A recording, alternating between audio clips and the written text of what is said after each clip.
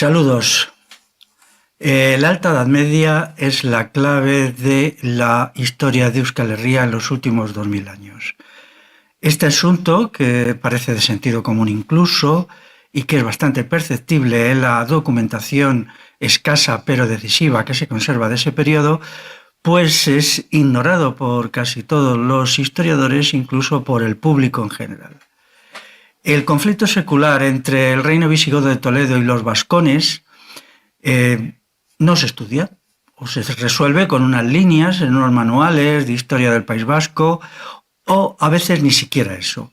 Quiere decir que, aunque en mi ponencia escrita sobre esta materia uso la expresión vascones, luego me he dado cuenta que en realidad no es muy exacta, porque lo que convierte a los vascones en vascos es precisamente la Revolución Bagauda. Es decir, a partir del siglo V, los vascones de manera natural se convierten en vascos. Pero bueno, con todo esto es un asunto menor.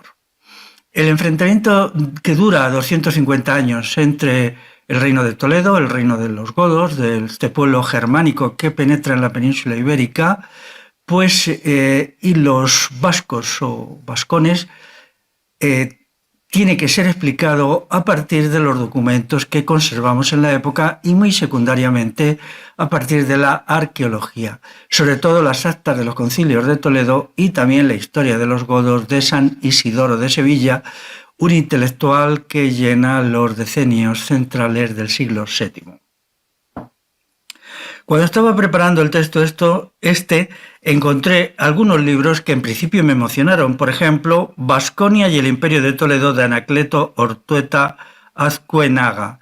Pero una vez que los leí, es un libro de 1935, o sea, anterior a la Guerra Civil, pues me di cuenta que este hombre, Ortueta, no había comprendido lo que tenía entre manos, no entendía el significado incluso de muchas citas que él pone, no todas, les faltan bastantes citas de las actas de los concilios y de algunos otros textos menores que antes he citado. Por tanto, esta cuestión se quedó a un lado. Para mí fue una decepción y luego me pasó lo mismo ya hace tiempo con Naisol, José de Aristimuño Olaso, con su famoso La democracia en Euskadi. Este libro tiene más enjundia, tiene más potencia.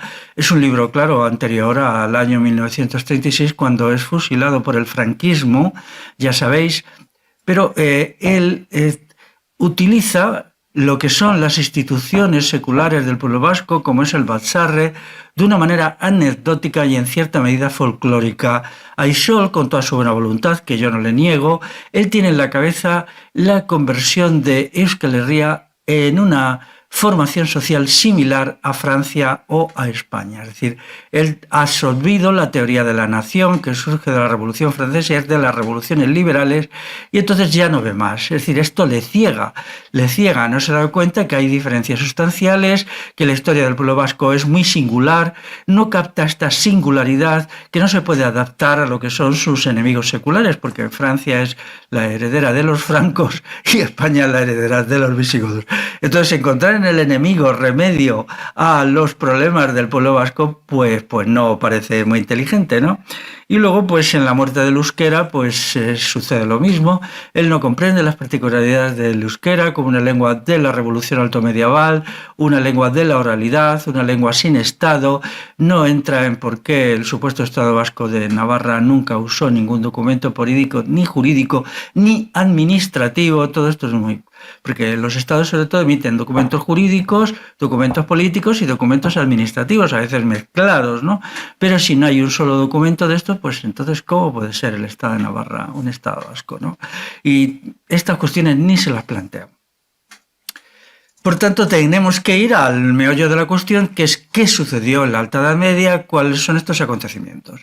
Quiero decir que cuando yo estudiaba este periodo, que me interesaba mucho, porque coincido con Ortega y Gasset en la frase que dice: los problemas de España están en la Edad Media. Yo lo entiendo así, sustituyo la palabra España por los pueblos de la península ibérica y lo entiendo de otra manera. Para él era el mal, era un mal, y para mí en cierta medida pues es un bien, porque es un periodo mucho más progresivo, mucho más participativo, democrático, revolucionario, con el comunal, que el actual. Entonces, cuando yo estudiaba este periodo de la Alta Edad Media, este tiempo de tan escasa documentación, pues me sorprendía que los vascones hubieran sido capaces de hacer frente al reino visigodo de Toledo sin sufrir ninguna merma de su capacidad combativa. Al contrario, fue en esa lucha de 250 años que el reino godo, que los godos se desmoronan. A partir de mediados del siglo VII, del 650 en adelante, se desmorona. Es decir, hay un choque y hay un perdedor, claro, no un derrotado total, porque el reino visigodo luego tiene una artimaña, convertirse en Estado musulmán, pero sí hay una victoria clara de los vascos, o de los vascones, se quiere usar la terminología clásica. Esta cuestión me dejaba estupefacto, ¿no? Porque conocía que los godos habían derrotado al Imperio Romano de Oriente, es decir, a los bizantinos, que habían ocupado quizá un tercio del noreste de la península ibérica, y también al reino suevo.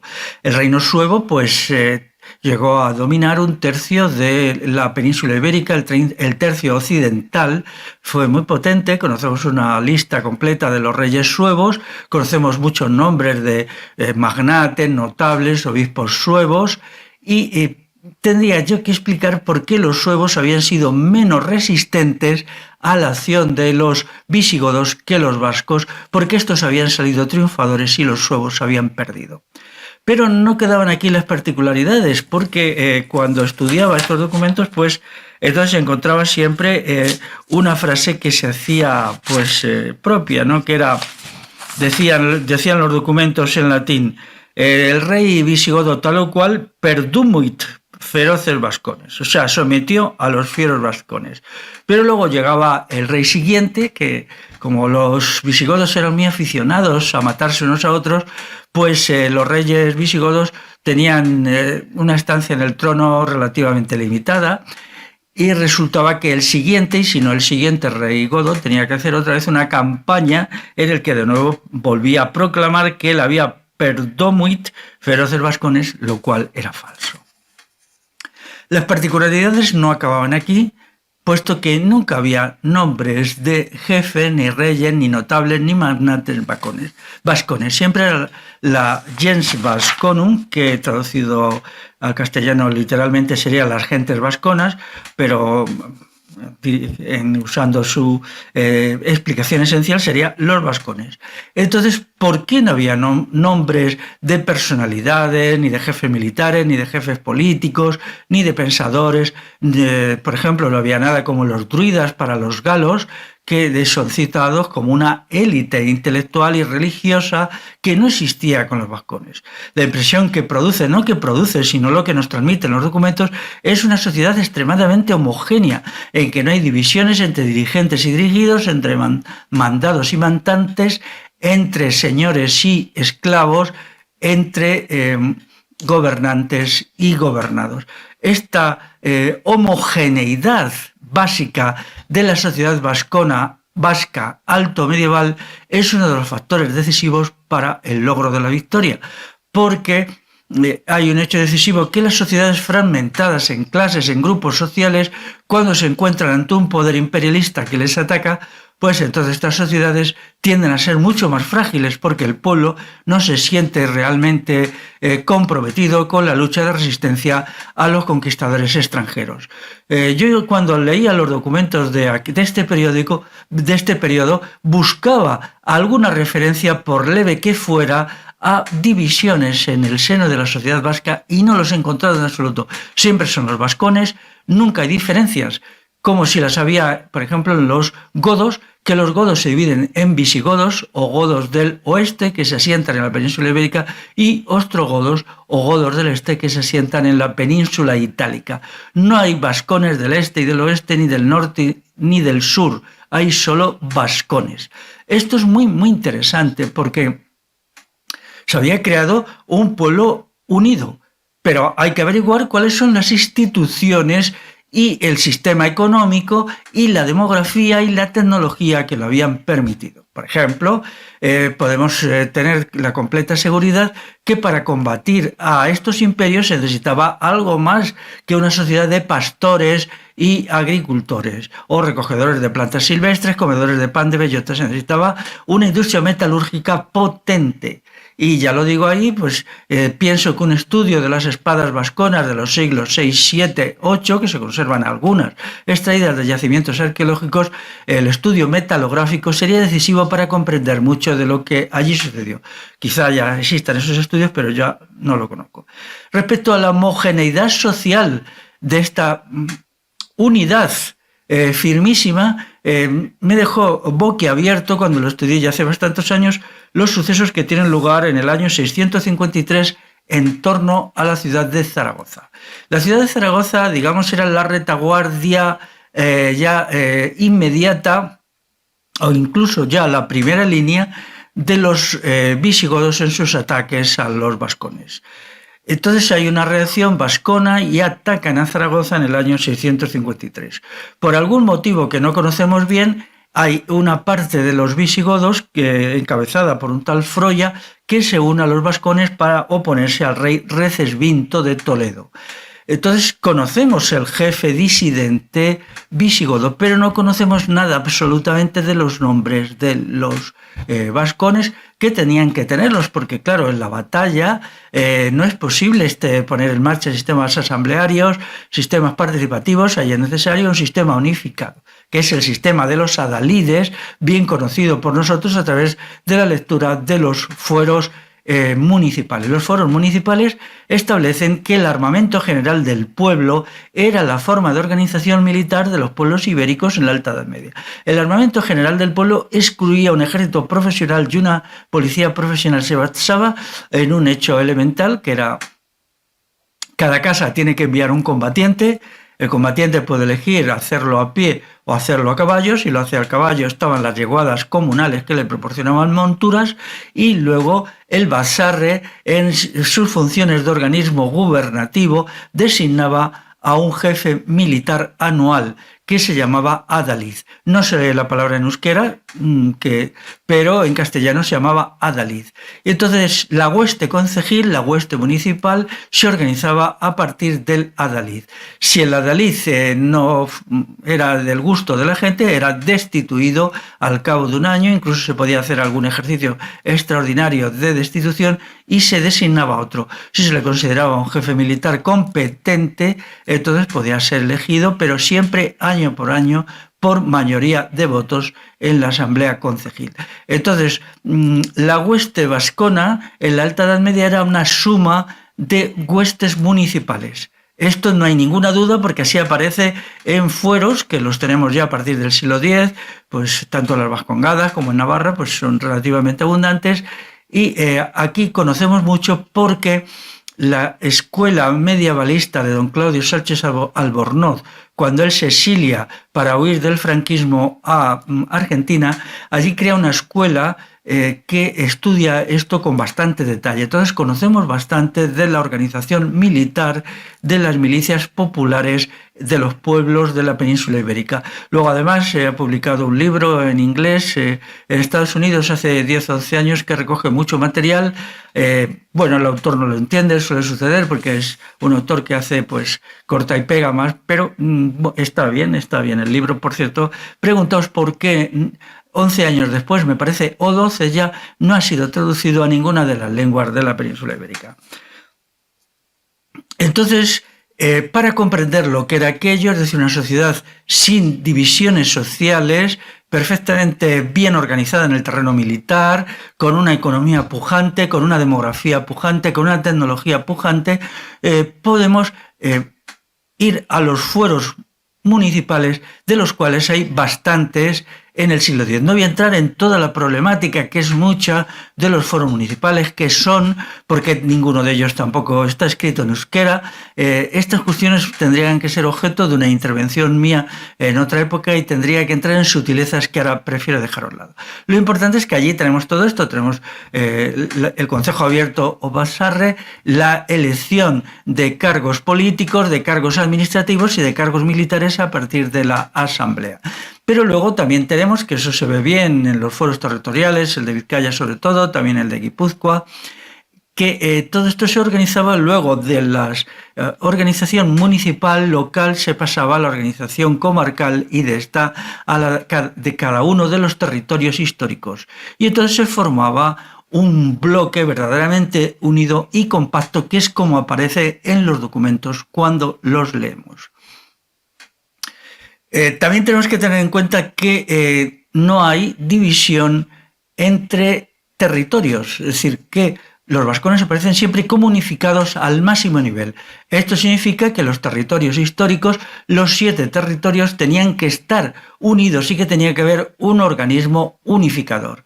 Y aquí tendría que haber una junta de adalides o jefes militares que probablemente designara para cada campaña militar a uno de ellos, pero siempre estando sometido a la designación o a la reprobación de esta asamblea de jefes militares, que a su vez respondía ante los bastarres locales de acuerdo con el criterio del mandato imperativo. Una cuestión muy interesante es que este armamento general del pueblo no tenía soldados profesionales, es decir, los adalides y la gente que combatía eran personas que tenían sus oficios, cualquier cosa, oficios de la artesanía, oficios en la agricultura o en la ganadería, y luego dejaban temporalmente estos oficios para cumplir por deber cívico, por virtud cívica, con estas obligaciones.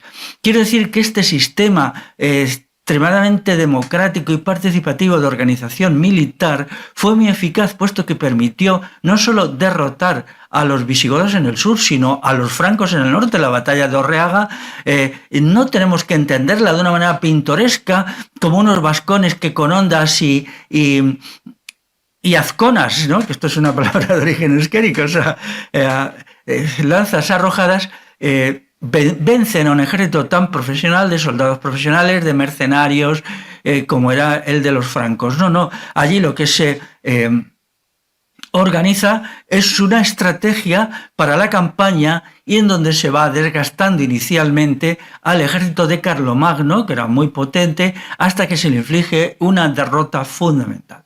La batalla de Orreaga es muy importante porque es el golpe de muerte a las estructuras carolingias, o uno de los golpes de muerte del que ya nunca se recupera.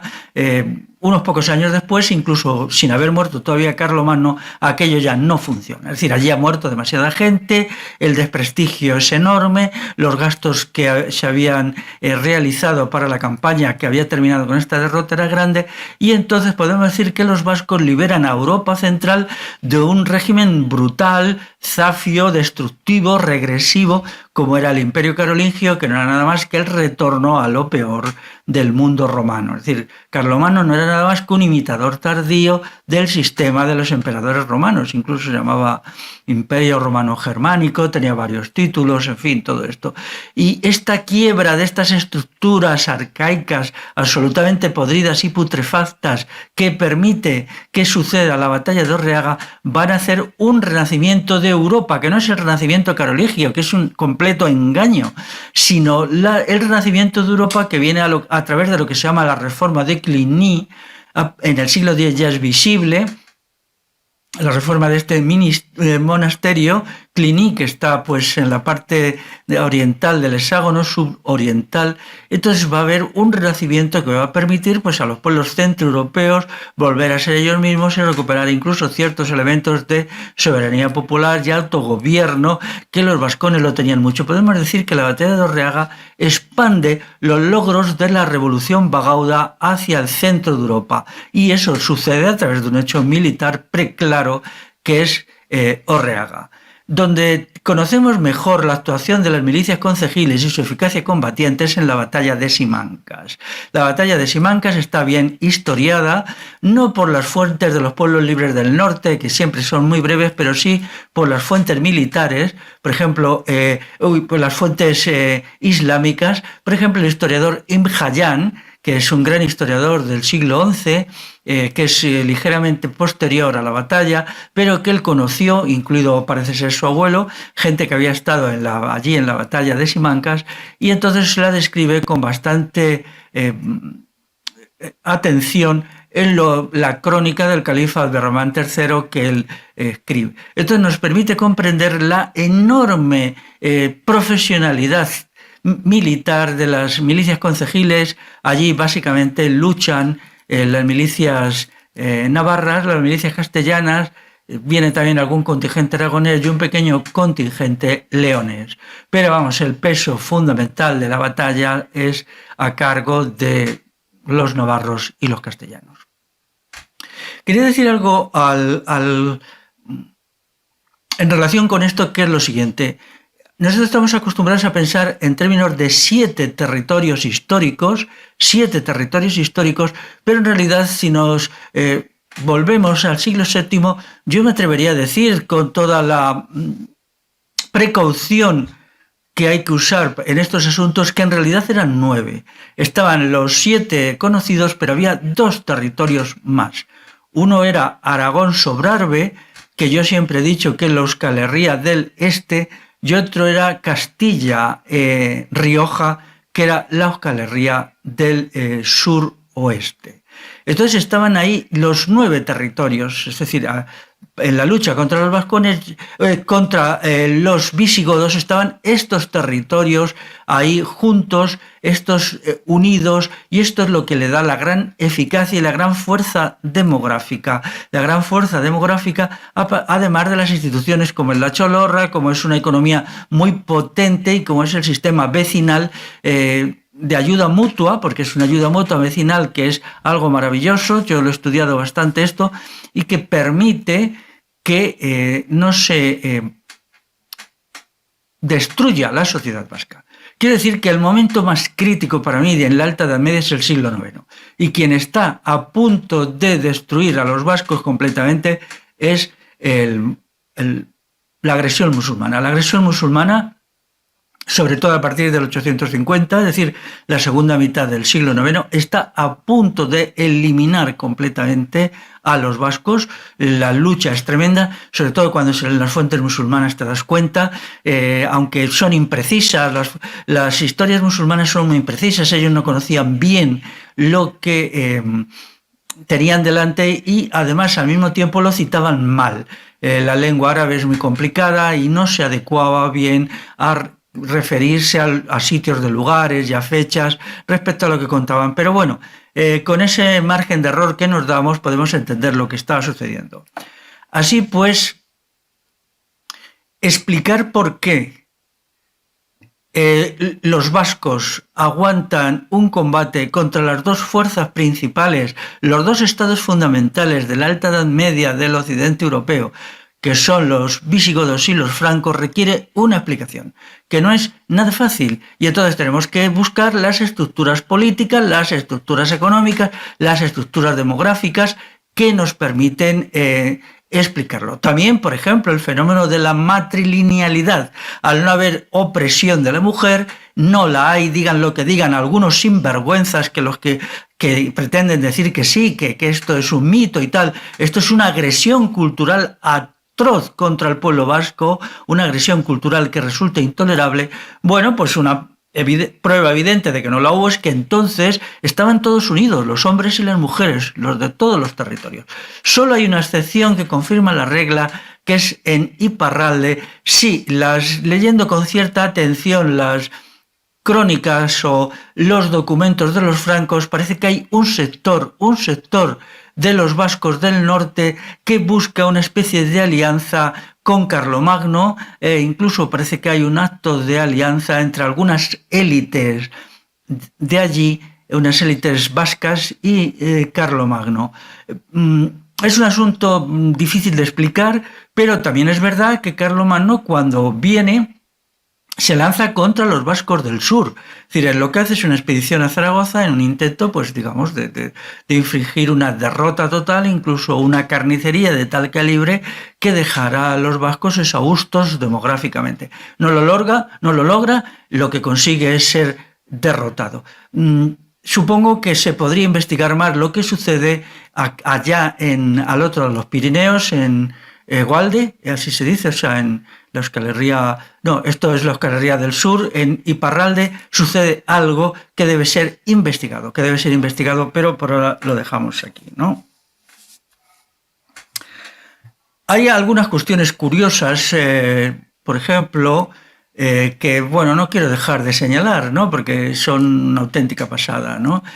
Cuando los historiadores españoles, me refiero españoles, no así cualquier cosa, ¿no? Entonces se ponen a hacer los orígenes de Castilla. Para ellos Castilla no les interesa, el pueblo castellano son simplemente pues sus masas de maniobra, su carne de cañón, y entonces empiezan a estudiar el Estado castellano. Entonces el Estado castellano es una construcción, también aparecen los primeros síntomas en el siglo X con los condes castellanos, y entonces hacen una negación de lo evidente. Si nosotros estudiamos Castilla en el siglo X con Fernán González, con su hijo y su nieto, y luego hasta que llegamos ya al primer rey de Castilla, que es Fernando I, hijo de Sancho III, el mayor de Navarra, lo que encontramos perfectamente que para entender Castilla y para entender sobre todo la formación del Estado en Castilla hay que acudir a Navarra. Es decir, todo esto, la sociedad castellana no es más que una variante de la sociedad vasca que hay un momento que rompe, porque los condes castellanos, Fernán González y tal, son en realidad vascos. Nacen en territorios donde entonces el euskera era la lengua dominante, no hay más que leer incluso en fechas más tardías las poesías de San Millán de la Cogolla, de Gonzalo de Berceo, donde bueno, pues aparecen muchas palabras euskéricas, y esto que ya es más tardío. Entonces, ¿eso qué quiere decir? Que si se escribiera la historia verdaderamente correcta del Estado castellano, habría que derivarlo del Estado de Navarra y no, como se ha hecho siempre, del Estado asturiano. Es decir, aquí la patriotería y la historiografía española empieza con Don Pelayo, pero Don Pelayo da origen al reino de Asturias, al reino de León, y eso se queda ahí. No es el reino de León el que da origen a la corona de Castilla, al Estado de Castilla. No, el reino de León, aunque luego se fusionan las coronas, pero es siempre el reino subordinado. El potente es el reino de Castilla, y el reino de Castilla tiene un origen en el núcleo central. En el núcleo central, que es todo el núcleo vasco en sus derivaciones y degeneraciones estatales. ¿Por qué no hacen esto? Pues porque la historiografía castellana está entusiasmada con los reyes visigodos. Los reyes visigodos son los fundadores de España, que esto sea una auténtica majadería y una melonada, pero bueno, ahí están ellos pues presumiendo de la lista de los reyes godos y todo esto. Y claro, no podían admitir que la España, Castilla, todo este conglomerado de incongruencias históricas podía constituirse a partir de quienes habían combatido a los reyes godos durante siglos de una manera firmísima y los habían derrotado y es más, los habían destruido. Así pues, sin pensárselo dos veces, constituyen una justificación de los orígenes a partir del Reino de León, que esto es incongruente. Bueno, no quiero seguir por aquí porque esto es caótico, espero que lo hayáis entendido, ¿no? Pero lo que importa es el problema de la resistencia de una sociedad extraordinariamente homogénea, unificada. Cuando yo defiendo un futuro de democracia directa por medio de un gobierno por asambleas, hay gente que se mofa y dice eso no puede ser porque eso no funcionaría. Bueno, pues ahí tenéis esta experiencia histórica. No necesitamos irnos a una tribu del Amazonas como hacen siempre algunos jovencitos de la clase media muy viajeros. No, aquí en la Euskal Herria, aquí cerquita, quiero decir, para mí, aquí un poquito al norte y allí para los vascos, pues en la tierra que piensan todos los días, pero allí existió inició lo que Norberto Bobbio, en Teoría General de la Política, llama una democracia directa. Una democracia directa que está organizada a partir de un sistema de asambleas que se van elevando en diversos niveles hasta ser capaz de unificar a todo un pueblo, que entonces tenía una gran extensión porque incluía, ya digo, los territorios considerados actualmente como vascos del sur, los vascos del norte, Aragón y Castilla. Todo esto está unido y esto permite un combate interesante y vencer a nada menos que 4 enemigos. Primero, derrotan al Imperio Romano. Los bagaudas combaten al Imperio Romano, aunque militarmente a quien vencen es a los visigodos, pero los visigodos en ese momento aparecen todavía como mercenarios financiados por los romanos. Luego ya los visigodos toman el poder en lo que se llamaba Hispania y se convierten en su propio aparato estatal. Luego están los francos en el norte, que también es un pueblo germánico que entra, y luego finalmente en el sur los visigodos se hacen musulmanes. Witiza y sus hijos, y entonces pues la mayoría de ellos, y sucede que también, aunque ya en una situación desesperada, esto se lee bien entre líneas en las fuentes musulmanas, pero todavía consiguen soportar. Entonces, lo que había sido un núcleo homogéneo en el combate contra los pueblos germánicos invasores, germanos, francos y visigodos, contra el Islam andalusí ya es diferente. ¿Por qué? El Islam andalusí lanza una embestida descomunal.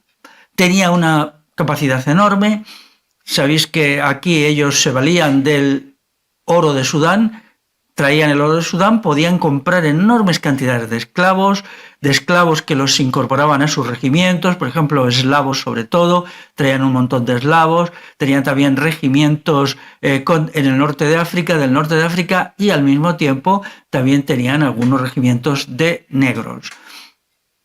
Todo esto le da un poder enorme y entonces observamos que bajo los golpes de las racias de las algaras, año tras año, la sociedad vasca se va destruyendo. Se va destruyendo porque es demasiada pérdida de población. Daros cuenta que esta maravillosa sociedad andalusí que nos cuentan tenía un negocio fundamental, aparte de robar a los sudaneses el oro y establecer un sistema esclavista terrible en el norte de África. Pues ellos tenían un negocio específico que era la captura de mujeres. La captura de mujeres en la península ibérica era su gran negocio. Ellos las capturaban, sobre todo las mujeres rubias, más que mujeres niñas, pongamos la edad media preferida, era entre los 10 y los 12 años, eran trasladadas a los mercados de esclavos del sur, Sevilla, Almería, parece que el de Almería era muy activo, Málaga, y allí venían gente de todo el Mediterráneo musulmán para comprar a estas mujeres. No me estoy refiriendo a unas docenas, no. Conocemos, porque se han conservado, las capturas de mujeres que hace Almanzor en una fecha un poquito posterior, pero no hay nada para considerar que esto no sucediera ya en el siglo IX. Y entonces, por ejemplo, la campaña de Almanzor de 2 años en Cataluña consigue capturar 70.000 mujeres. Pero vaya, de sus campañas me parece que una en los territorios vascos son 19.000 mujeres en un verano. Daros cuenta que año tras año esto estaba destrozando demográficamente a la Euskal Herria de entonces, porque estas mujeres pues no eran madres allí. Y entonces pues la población se iba envejeciendo y tal. Luego estaban los muertos en combate, la devastación de las cosechas, la destrucción de infraestructuras, poblaciones, todo esto. Entonces observamos que si nos tomamos un año, por ejemplo, el año 900, por poner una fecha, Euskal Herria se está desintegrando bajo estos golpes descomunales. Quiero decir que efectivamente son los vascos los que son víctimas principalmente del poder militar andalusí, no los asturianos, no los gallegos, no los catalanes, son este conglomerado de los vascos, o sea, vascos actuales, castellanos y aragoneses los que sufren el golpe. Hace poco leía un texto de un viajero musulmán proveniente de lo que hoy es Turquía, que se llama a ver si lo tengo por aquí, Imhab Kual. Entonces Imhab Kual escribió un libro que se llama Configuración del Mundo, Él está aquí a mediados del siglo X, o sea, un poco después de la batalla de Simancas, y lo dice, el poder del califa se dirige mucho contra los pueblos, a veces les llama vascos, otras veces les llama gallegos, no estaba él muy seguro de lo que estaba aquí sucediendo, al fin y al cabo llevaba poco tiempo aquí en la península ibérica, que le impiden el acceso a Europa, es decir, a Europa central. Y entonces, claro, cuando Roncesvalles y todos estos pasos del Pirineo occidental eran los deseados. Y como los vascos estaban allí, pues aquí la puna es feroz. También porque los califas entendían que tenían que librar una batalla de exterminio contra quienes llevaban tantos siglos resistiendo a los diversos poderes del sur y no habían sido derrotados nunca. Por cierto, si tenéis tiempo, buscar el libro Configuración del Mundo. Hay una traducción al castellano de una mujer que se llama María José Romaní, y contar lo que habla de la sociedad andalusí del siglo X, es decir, del momento clave, cómo había grandes haciendas esclavistas.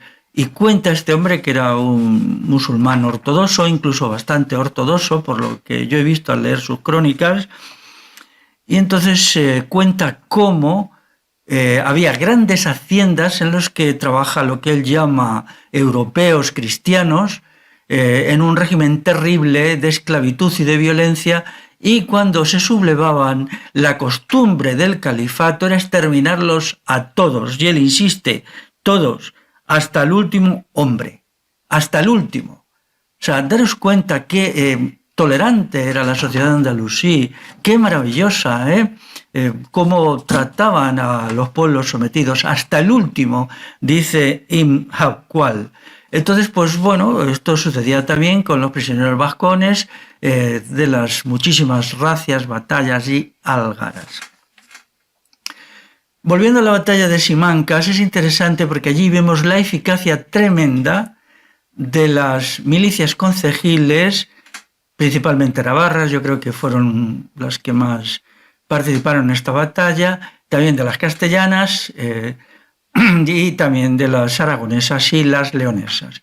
Las leonesas ya tenían un sistema estatal monárquico más institucionado, y parece que también vienen mesnadas reales, aunque en pequeña cantidad. Para el siglo X, los reinos en la península ibérica, las estructuras monárquicas eran débiles y proporcionaban muy poca fuerza a la batalla, muy poca fuerza. Lo principal eran las milicias municipales.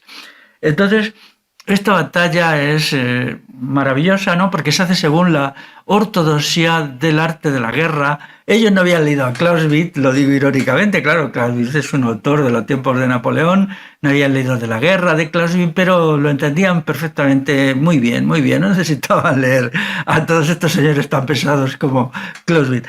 Entonces, cuando Alderman III hace una entrada al norte del sistema central, con el objetivo de capturar lo que él necesitaba imperiosamente, que eran mujeres de los pueblos del norte, para venderlas en toda la cuenca mediterránea a los arenes, que se las pagaban en oro y en plata. Entonces esto era vital. Entonces él se pone al frente de su ejército y avanza, cruza el sistema central por los pasos de siempre y se sitúa ya en lo que es la meseta norte. Hasta hace muy poco se decía que había dirigido a 60.000 hombres, la mayoría de ellos mercenarios, soldados profesionales, eslabones, como se decía en las crónicas, o sea, eslavos, norteafricanos, sobre todo esto, y también algunos regimientos de negros. Los soldados andalusíes eran muy malos combatientes porque ellos odiaban a sus opresores, a sus dominadores musulmanes, y se fiaban muy poco de ellos. Abderramán III casi nunca los reclutaba y los tenía simplemente como fuerzas auxiliares, pero a los tres sectores anteriores sí eran bastante combativos. Hasta se decían que eran solo 60.000 soldados, pero leí hace poco una revisión de las condiciones de esta batalla y ya dice que eran 100.000. 100.000 soldados profesionales, wow, no está mal. Entonces lo primero que se hace es fijarlos en un punto que es precisamente Simancas.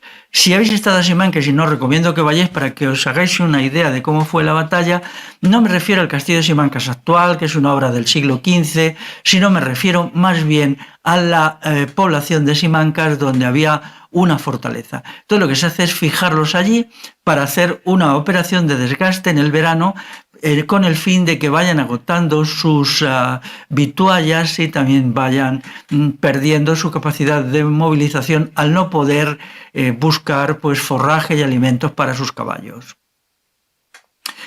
Para eso se necesitaba que la gente de Simancas resistiera desesperadamente y se logra. Se les había ordenado a los adalides correspondientes y a las tropas combatientes del interior que tenían que resistir mucho tiempo. Mucho tiempo significa semanas. Ellos resisten y resisten todos los asaltos de las máquinas de guerra andalusíes, también desde una posición privilegiada porque aquello es muy escarpado, pero aguantan sin rendirse y tampoco sin dejarse matar. Cuando ya está relativamente desgastado el ejército andalusí, lo que se hace es una operación de cerco del campamento, se les cerca. Se les cerca un campamento muy potente, imaginaos 100.000 combatientes metidos en tiendas y se les cerca de una manera muy eficaz, ¿no?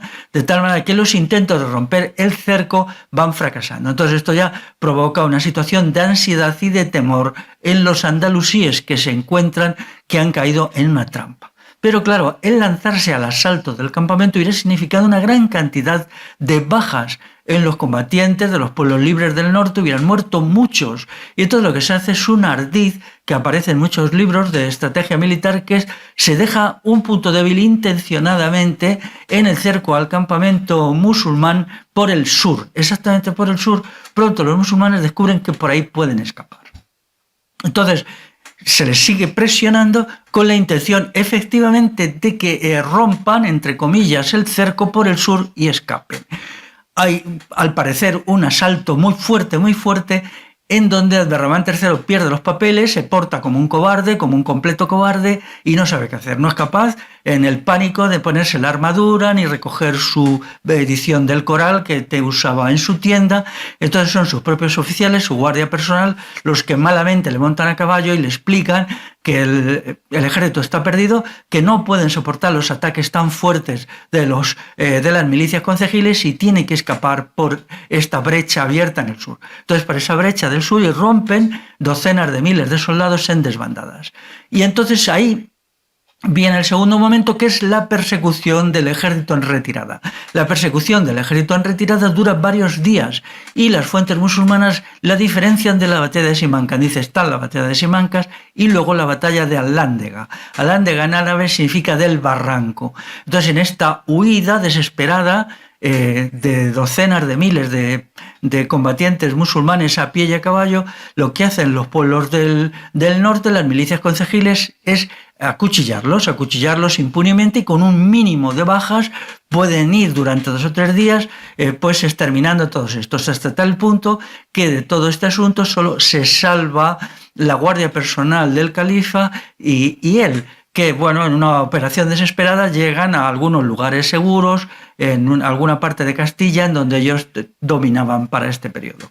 Quiero añadir que luego cuenta Hijayán que cuando vuelve a Córdoba, completamente dominado por el pánico, la población cordobesa la recibe con hostilidad, ha habido muchísimos muertos, no ha vuelto nadie, de 100.000 han muerto solo unos escasos cientos, y entonces él tiene que buscar un chivo expiatorio, y es tan cobarde y tan malvado que claro, no había vuelto nadie. Entonces decide que los culpables eran los propios integrantes de su guardia personal, que habían, pues él les acusa de cobardía.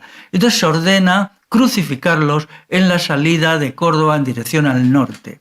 Esto el mismo Hijayán, que es un historiador magnífico, tengo que decirlo, pues lo considera una infamia, una bellaquería, y bueno, pues esto quitó todo crédito al sistema califal e hizo que a partir de aquí ya pues hay un descontento muy fuerte, no solamente entre las clases populares cordobesas, sino incluso entre las élites por esta acción tan atroz, tan miserable, y al poco tiempo pues el sistema califal se descompone, los propios mercenarios asaltan el complejo de Medina Zara, lo queman, lo saquean, o un par de veces lo vuelve a asaltar el pueblo de Córdoba, y todo el sistema del califato se desmorona, dejando paso al reino de Taifas.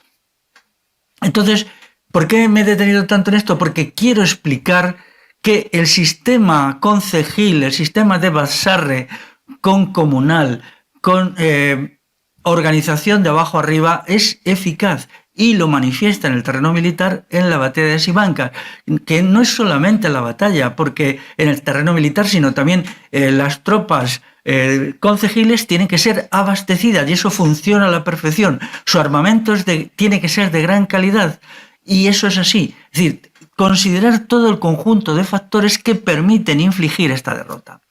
Esta derrota en Simancas, año 939, repito, año 939, tiene una significación mundial. ¿Por qué? Porque es el principio del fin de la tendencia ascendente del Islam en el plano mundial. Es decir, el Islam, que estaba dominando partes muy importantes, pues aquí ya encuentra que se ha creado una sociedad que es capaz de vencerles en buena lid, es decir, en una batalla a pecho descubierto, derrotarles, empujarles hacia el sur y demostrar su superioridad en todos los aspectos, en el aspecto organizativo, en el aspecto económico, en el aspecto tecnológico, en el militar, en todos. Entonces aquí ya hay como un sentimiento de temor en todo lo que es el mundo musulmán. Luego vendrá el reflujo, el flujo quiere decir un nuevo flujo-reflujo con los otomanos que se instalan en Turquía y establecen un poder musulmán muy fuerte hasta el siglo XVII. Pero ya está circunscrito a un único territorio. Ya se ha visto que el poder del Islam, el imperialismo islámico, no es invencible y puede ser vencido como lo había hecho en Simancas. Bueno, entonces, quiero decir que de todas maneras aquí ya las milicias concejiles que actúan en esta batalla ya no son puras. Probablemente ya hubiera ahí algunas jefaturas. Las jefaturas que eran pues soldados profesionales, no en el mal sentido de la palabra, sino, bueno, gente que había adquirido la costumbre de ser profesionales de la guerra porque todo se estaba desmoronando, porque la sociedad vasca se estaba hundiendo y entonces ellos se habían agrupado para vivir profesionalmente porque no quedaba otro remedio, porque año tras año había que combatir.